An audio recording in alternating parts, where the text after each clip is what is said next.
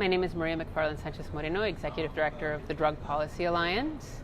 DPA, my organization, does have a substantial budget. We have about 75 staff members, but that's actually a drop in the bucket compared to the billions of dollars that have been spent over decades on pushing drug prohibition, the enforcement of criminal laws related to drugs, policies and practices that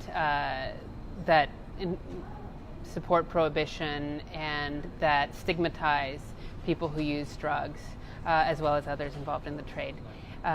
The reality is that undoing the damage, undoing the very complex network of laws and policies at the federal, state, and local level, as well as the police practices and the practices of multiple agencies, is a very complex, huge challenge. And yet we've made enormous progress. We've seen marijuana legalization take off and public opinion shifting dramatically in just a few years in favor of legalization.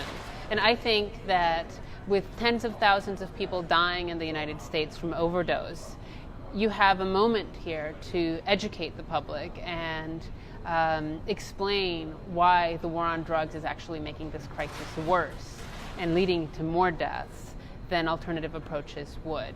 So I think that there are ways for us to make significant progress by changing, by reaching people's hearts and minds and changing public opinion. That's still not something that's going to happen overnight.